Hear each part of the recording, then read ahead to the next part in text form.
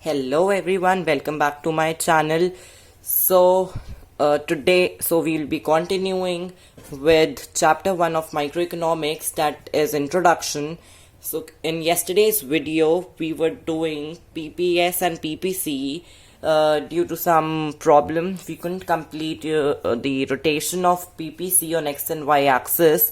So we'll have an overview of PPS and PPC today, and we'll also discuss rotation of PPC on X and Y, along X and Y axis.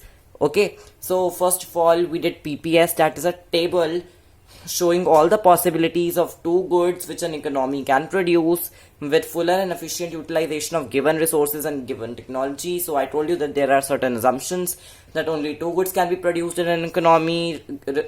Resources are given fixed, resources are limited, technology is given constant, so all the resources are not equally efficient in production of all the goods. You can check all these from my previous video. So we did that any point, if an economy operates on a point lying on the PPC, it means fuller utilization of resources is there.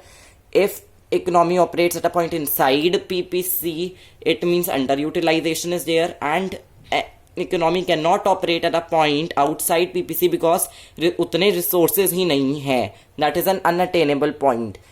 And we did shift of PPC. If PPC shift towards right, it indicates that there is growth of resources, and if it shift towards left, it indicates destruction of resources. क्योंकि हम लेके चलते हैं कि हम अपने सारे resources को properly efficiently utilize कर रहे हैं. Now I told you that PPC rotate करता है along X and Y axis when there is change in production capacity for only one commodity. सिर्फ एक commodity की production capacity जो है वो change हो जाए, either increase हो या फिर either decrease हो, right? So इसमें देखिए first diagram जो है that is rotation along X axis. अगर जो original PPC था वो हमारे पास AB था, अगर if it shift towards AC, मतलब कि जो X commodity है उसके resources बढ़ गए, and if it shifts from AB to AD means जो X commodity को produce करने वाले resources है वो हमारे पास कम हो गए. This is Sandeep Garg book I am referring. I've purchased this book, so I am showing you from this only. Fine. And the second graph है that is rotation for commodity on Y axis. अब जिस axis के along PPC rotate कर रहा है उसका मतलब है कि वाई कोमोडिटी की जो प्रोडक्शन कैपेसिटी है वो हमारी चेंज हो रही है, या तो बढ़ रही है या फिर वो कम हो रही है. ना ओरिजिनल राइट वाले डायग्राम में original PPC is A B. अगर if it shift to C B, मतलब कि वाई कोमोडिटी को प्रोड्यूस करने वाले जो रिसोर्सेज थे वो हमारे बढ़ गए, and if it shifts from A B to D B तो हमारे वाई कोमोडिटी को जो प्रोड्यूस करने वाले रिसोर्सेज थे उनमें डिग्रेडेशन हो गया, वो कम हो गए. तो ये रोटेशन वाले केसेस में हमारी प्रोडक्शन कैपेसिटी सिर्फ एक ही रिसोर्स के लिए चेंज होती है, whereas in the previous cases. ये सेकेंड ग्राफ में जब पीपीसी पूरा शिफ्ट हो रहा है इधर पूरा राइट में या पूरा लेफ्ट में, तो हमारा दोनों रिसोर्सेज को वो अफेक्ट करता है. Now we start with next important topic that is opportunity cost. Actual में अगर मैं बोलूँ अपॉर्चुनिटी कॉस्ट क्या होती है, इट इज अपॉर्चुनिटी लॉस्ट. जैसे हम बोलते हैं कि कुछ खो के कुछ मिलता है, सेम कॉन्सेप्ट अप्लाइज हियर कि फॉर एग्जाम्पल अगर आप एक 50,000 की सैलरी आपको मिल रही है मंथली, आप एक job you're working where you are getting 50,000 rupees per month, fine, and you receive 2 job offers or say one job offer, or say one job offer is for rupees 35,000 per month and another job offer is for rupees 40,000 per month. तो ये आपको 2 job offers मिले हैं, ठीक है. You are working at 50,000 per month, you get an offer for rupees 30,000 per month and 35,000 per month.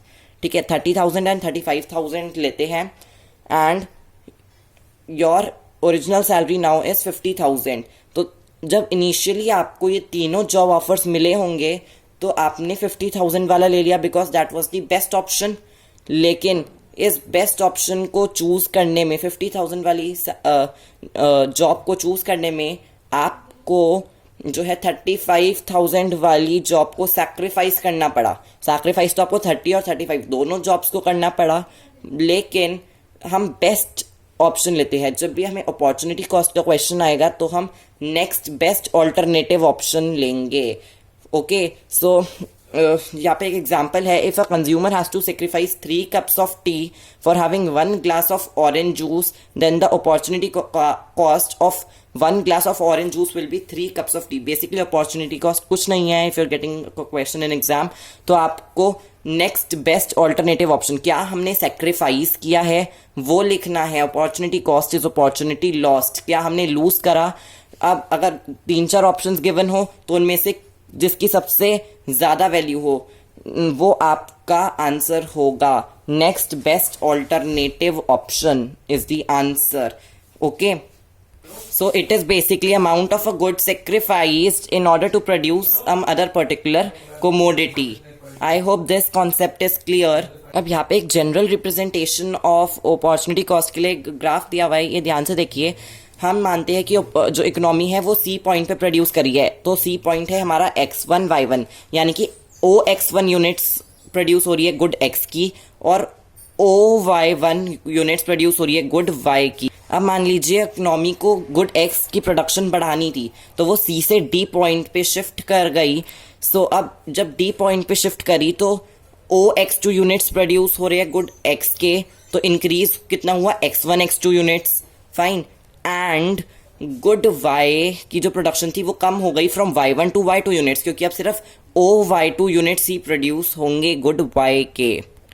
तो हमें x1 x2 units ज़्यादा लेने के लिए, ज़्यादा मिलने के लिए हमें ये मिला, तो हमने क्या खोया, y1 y2 units of good y। अब एक कॉन्सेप्ट आता है मार्जिनल अपॉर्चुनिटी कॉस्ट का, MOC। मार्जिनल का मतलब होता है 1। इस कॉन्सेप्ट को हम marginal rate of transformation MRT भी बोल सकते हैं। इसका मतलब होता है it is defined as the ratio of a good sacrifice, कि हमें अगर एक एडिशनल यूनिट प्रोड्यूस करनी है गुड x की, हम गुड x की यूनिट्स बढ़ाते हैं और गुड y की यूनिट कम करते हैं। मैंने आपको जो कल एग्जाम्पल्स दिए थे उनमें, तो हमें एक एडिशनल यूनिट जो प्रोड्यूस करनी है गुड x की, उसके लिए हमने गुड y की कितनी यूनिट सेक्रीफाइस करी, वो हमारा होता है MOC। अब MOC का एक फॉर्मूला होता है delta y upon delta x, मतलब कि इसका ये जो हमारा ट्राइंगल है इसको हम डेल्टा बोलते हैं, मींस चेंज। तो हमने कितने यूनिट सेक्रीफाइस करे अपॉन कितने यूनिट्स हमने गेन करे, क्योंकि हमारी MOC की डेफिनेशन थी कि एक यूनिट प्रोड्यूस करने के लिए हमने कितने यूनिट्स, एक गुड का हमने गुड x की प्रोडक्शन अगर 1 यूनिट बढ़ाई तो उसके लिए हमने गुड y की प्रोडक्शन को कितने यूनिट्स कम किया, तो unit sacrificed upon units gained, ये हमारा MOC का फॉर्मूला है। It will be more clear, अभी ऐसे समझ नहीं आएगा, it will be more clear when will be doing lots of examples. I have given you a basic overview, this was a basic introduction class. Tomorrow I will be bringing for you lots of questions for MOC calculation, opportunity cost, बहुत practicals और बहुत सारे questions हम discuss करेंगे। Then in next video we'll be doing all shapes of PPC also। तो पहले आपको MOC calculation अच्छे से आ जाए, that we will discuss in tomorrow's video। So I hope you like the video, please like, share and subscribe to my channel। And also आपको मेरे blogger पे सारे notes मिल जाएंगे, प्लीज़ वहाँ से जाके आप डिस्क्रिप्शन बॉक्स से लिंक ले सकते हैं। Thanks for watching, bye bye.